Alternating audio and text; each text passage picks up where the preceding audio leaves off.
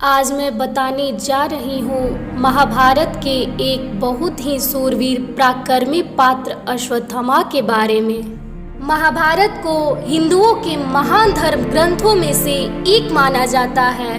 उस काल अवधि में ऐसे ऐसे सूरवीर हुए थे जो अकेले दम पर पूरे सृष्टि को समाप्त करने की क्षमता रखते थे। उन्हीं किरदारों में से एक थे अश्वत्थामा, जिसे आज भी जीवित होने की बातें कही जाती है। श्री कृष्ण के श्राप के कारण माना जाता है आज भी सूरवीर रोगी होकर भटक रहे हैं। आज के इस एपिसोड में हम अश्वत्थामा के पूरे रहस्य के बारे में जानने की कोशिश करेंगे और हम जानेंगे कि अश्वत्थामा को अमर क्यों माना जाता है और उस योद्धा को क्या आज के आधुनिक युग में भी देखा गया है। इन सभी रहस्यों के बारे में मैं आपको आज बताऊंगी। अश्वत्थामा का जन्म भारद्वाज ऋषि के पुत्र द्रोण और कृपाचार्य की बहन कृपि के पुत्र के रूप में हुआ था। द्रोणाचार्य ने पुत्र प्राप्ति के लिए वर्षों तक शिव की तपस्या की थी। शिव जी को प्रसन्न कर एक ऐसा पुत्र मांगा जो भगवान भोलेनाथ की ही तरह सूरवीर हो। माना जाता है अश्वत्थामा शिव के 11 रुद्र अवतारों में से एक है। अश्वत्थामा बचपन से ही चिरंजीवी थे। जन्म के समय ही उनके माथे पर एक मणि थी। यह मणि काफी चमत्कारी थी। इस मणि के चलते हथियार या बाण से उन्हें कोई क्षति नहीं पहुंचती थी। उसे कोई बीमारी रोग दोष नहीं होता था और देवी देवताओं, मानव और दैत्यों से कोई डर नहीं रहता था। मणि के चलते उन्हें भूख प्यास परेशान नहीं करते थे। दोस्तों, अश्वत्थामा बहुत ही शक्तिशाली और पराक्रमी योद्धा थे। कौरव पांडव के साथ साथ अश्वत्थामा भी अपने पिता गुरु द्रोण से धनुर्विद्या की शिक्षा ली थी। ब्रह्मास्त्र से लेकर नारायणी विद्या का भी गुरु द्रोण से उन्हें शिक्षा मिली थी। अश्वत्थामा के पास दिव्यास्त्रों का भंडार था। महाभारत में कर्ण और अर्जुन के बाद अश्वत्थामा ने ही सबसे ज्यादा योद्धाओं का वध किया था। सिवान के कारण अश्वत्थामा को क्रोध बहुत आता था। क्रोध आ जाने पर सिवान सक्रिय हो जाता था और भगवान शिव की तरह ही युद्ध में विनाश का तांडव मचा देते थे। क्रोधित अश्वत्थामा का सामना करने वाला महापुरुष तीनों लोकों में से कोई नहीं था। महाभारत युद्ध में कई अक्षुणी सेनाओं का वध अश्वत्थामा ने अकेले ही किया था। धन और लोभ के कारण उन्होंने दुर्योधन के साथ मित्रता की थी और यही वो गलती कर बैठे। महाभारत के युद्ध में उनके पिता द्रोण को छलपूर्वक मारे जाने के बाद उन्होंने अपना संयम खो दिया और क्रोधित होकर पांडवों की वध की प्रतिज्ञा ली थी। जब अश्वत्थामा ने महाविनाशकारी नारायणी अस्त्र छोड़ा था तो कृष्ण के सलाह पर सभी पांडवों ने उनके सामने नतमस्तक होकर नारायणी अस्त्र के शरण में चले गए थे।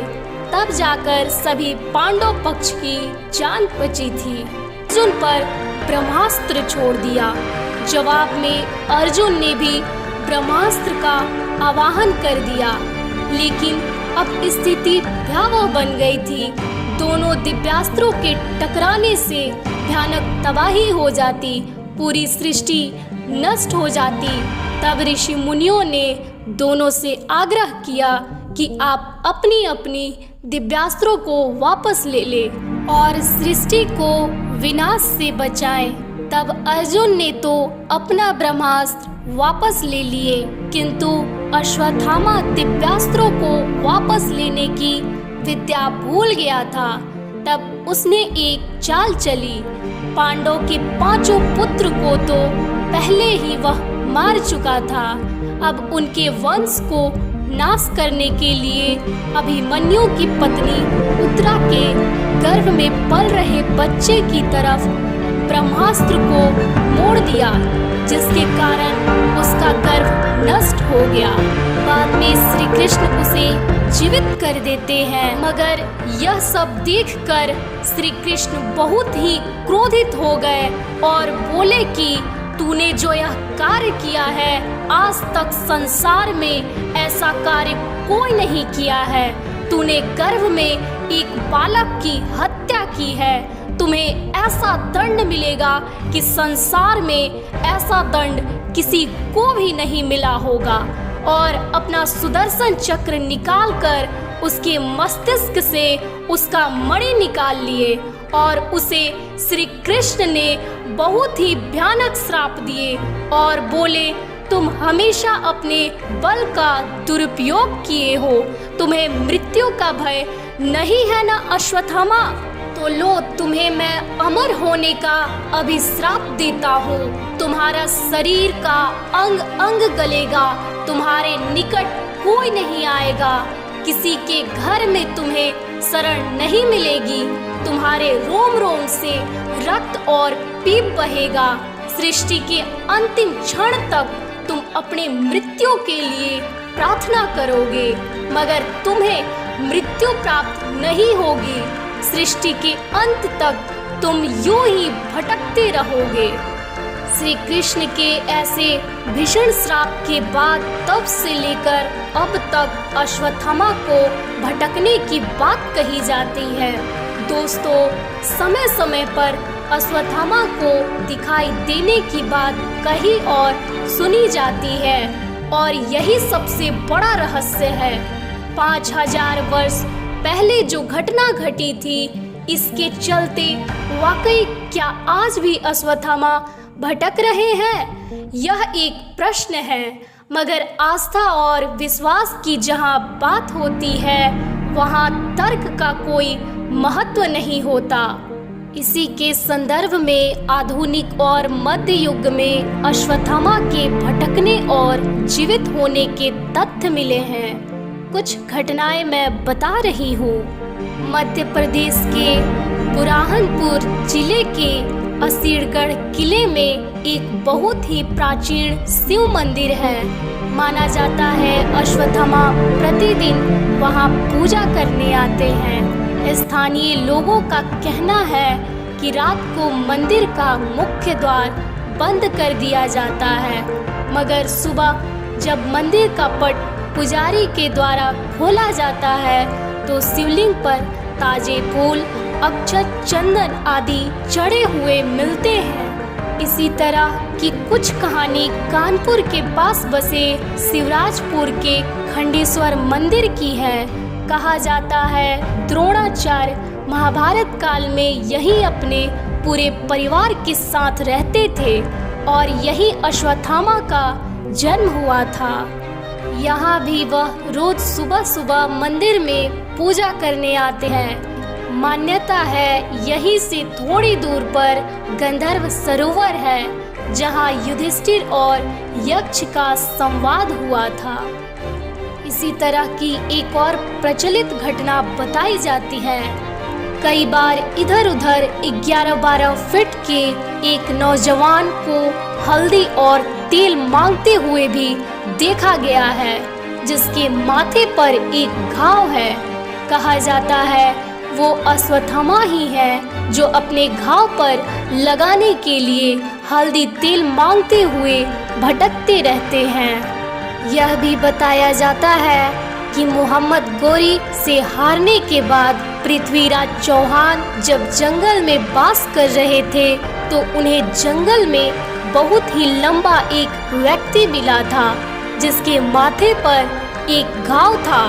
क्योंकि पृथ्वीराज चौहान एक बहुत बड़े वैद्य भी थे, उन्हें आयुर्वेद का बहुत ही अच्छा ज्ञान था, इसलिए वे उसके घाव भरने के लिए कई दिन तक उसका इलाज किए, मगर उसका घाव नहीं भरा।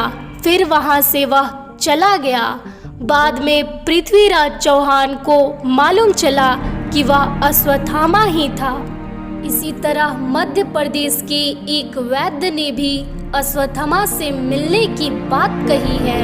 उन्होंने कहा है कि एक मरीज उनके पास आया जिसके माथे पर घाव था। कई दिन लेप लगाकर इलाज करने के बाद भी उसका घाव ठीक नहीं हुआ, तो वह वैद्य बोले कि कहीं तुम अश्वत्थामा तो नहीं हो, तुम्हारा घाव भरता ही नहीं है। यह बोलकर वैद्य जी दवा बनाने लगे। पुनः कुछ देर बाद वह मुड़कर देखे तो वहां से वह मरीज गायब था। बाहर बैठे मरीजों ने भी वहां से उसे जाते हुए नहीं देखा। इस तरह की बहुत सी घटनाएं देश में कहीं न कहीं सुनने को मिलती रहती है। इन सारी घटनाओं से यह पता चलता है कि आज भी अश्वत्थामा पूरे देश में भटक रहे हैं और समय समय पर उन्हें देखे जाने की घटनाएं हमारे सामने आती रहती है। क्या सच्चाई है, यह तो भूत, वर्तमान और भविष्य के गर्त में छुपा है। अगर यह वीडियो आपको अच्छा लगा होगा तो हमारे चैनल प्रेरक वचन को सब्सक्राइब करें, लाइक करें, शेयर करें और हमारा हौसला अफजाई करें ताकि मैं इससे भी बेहतरीन वीडियो आपके लिए बना सकूं।